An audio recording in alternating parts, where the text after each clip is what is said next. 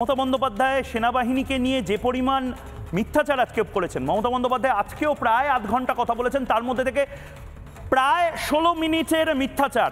এবং কাদের নিয়ে? ইলেকশন কমিশনকে নিয়ে না, এবার সেনাবাহিনীকে নিয়ে। ব্রেকিং নিউজ নেব এবং এক এক করে প্রধানমন্ত্রী নরেন্দ্র মোদীকে নিয়েও যে ধরনের কথাবার্তা বলেছেন।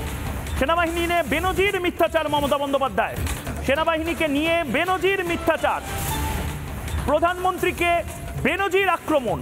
আজকের ঘটনা নিয়ে তৃণমূল এবার ব্লকে ব্লকে প্রতিবাদ করবে, কিন্তু প্রশ্ন হচ্ছে প্রতিবাদটা কার বিরুদ্ধে করবে? সেনাবাহিনীর বিরুদ্ধে।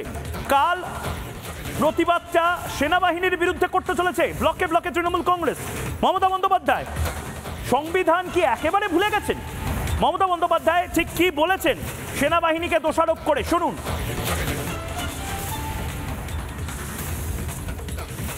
আমাদের প্রোগ্রাম স্যাটারডে আর সানডে দুদিন করে হয়। বিভিন্ন অর্গানাইজেশন ভাষা আন্দোলন নিয়ে প্রোগ্রাম করে এবং তার জন্য আমাদের পারমিশনও নেওয়া ছিল। প্রয়োজনে আমাদের বলতো, পুলিশ ফোর্সকে বলতো, দরকার হলে পুলিশ ফোর্স আমাদের পার্টির সাথে কথা বলে আমাদের প্যান্ডেল খুলে দিতে পারত, আমরাই খুলে দিতাম। And they should disrespect the law and order force, Kolkata police commissioner, DG Bengal and the Kolkata police. They should have consulted Kolkata police. তারা কলকাতা পুলিশের সাথে কথা বলতে পারত, তারা দরকার হলে অরূপ বিশ্বাসের সাথে কথা বলতে পারত। সজলদা, অরূপ বিশ্বাস, আমি মানছি অরূপ বিশ্বাস খুব খাস লোক, প্রচুর পাওয়ার, ওনার প্রচুর মিনিস্ট্রি আছে। অরূপ বিশ্বাসের সাথে এখন ইস্টার্ন কমান্ড কথা বলবে, কমিউনিকেট করবে।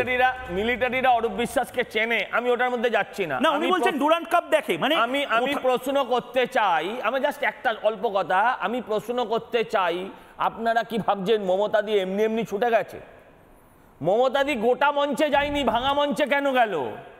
তার একটা কারণ পরিষ্কার। আজকে যে 26,000 চাকরি নিয়ে এবং যে সারা বাংলা আজকে উত্তাল, অবৈধদের লিস্ট, সেটাও ভুয়ো, সেটা নিয়ে যখন তাদের নেতাদের নাম বেরোচ্ছে, তাদের নেতাদেরকে বাড়িতে চড়াও হচ্ছে, কোথাও সংবাদ মাধ্যম, কোথাও পাবলিক, তখন তার থেকে দৃষ্টি ঘোরাতে মমতা ব্যানার্জি ওখানে ছুটে গেলেন। ব্লকে ব্লকে আন্দোলন করবেন। কেন ব্লকে ব্লকে আন্দোলন করবেন? দৃষ্টি ঘোরাতে হবে। দয়া করে এই ট্র্যাপে আপনারা কেউ পা দিয়ে দৃষ্টি ঘোরাতে দেবেন না। মমতা বন্দ্যোপাধ্যায় সংকীর্ণ নোংরা রাজনীতি করছেন নিজের এবং নিজের দলের চুরিটাকে ঢাকতে। কারণ উনি জানেন উনি যেখানে যাবেন সেখানে মিডিয়ার ভিড় হবে, তাহলে আর আজকে যে আন্দোলনটা হলো শিক্ষকদের, সেটা বেশি করে দেখানো যাবে না।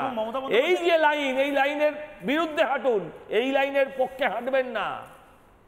আমি মানে স্তম্ভিত হয়ে গেছিলাম। মমতা বন্দ্যোপাধ্যায় ব্লকে ব্লকে যে আন্দোলনের কথা বলছেন, এটা কার বিরুদ্ধে আন্দোলন?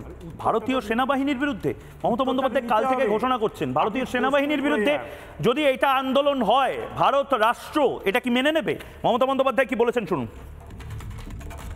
যে ঘটনা ঘটেছে বিজেপি, তার বিরুদ্ধে আমি আগামীকাল বেলা 2 থেকে 4টে সব ব্লকে ব্লকে, সব ওয়ার্ডে ওয়ার্ডে, সব জেলায় জেলায়, সমস্ত পঞ্চায়েতে পঞ্চায়েতে আমি প্রতিবাদ মিছিল ভাষা সন্ত্রাসের বিরুদ্ধে। আর আমাদের ভাষা সন্ত্রাসের বিরুদ্ধে যে মানে স্টেজ ছিল, আমাদের যে ধর্ণা মঞ্চ ছিল, সেই মঞ্চকে ভেঙে দেওয়ার প্রতিবাদে এদের প্রোগ্রাম চলবে। আর রানী রাসমণি রোডেও কাল সকাল থেকে প্রোগ্রাম শুরু হবে, আজকে স্টেজটা বাঁধার পর। নানা ধরনের কন্টেন্ট দেখার জন্য লাইক করুন, শেয়ার করুন আমাদের ফেসবুক পেজ, সাবস্ক্রাইব করুন আমাদের ইউটিউব চ্যানেল। পাশাপাশি অন্যান্য ব্রেকিং নিউজের জন্য অবশ্যই চোখ রাখুন রিপাবলিক বাংলায়।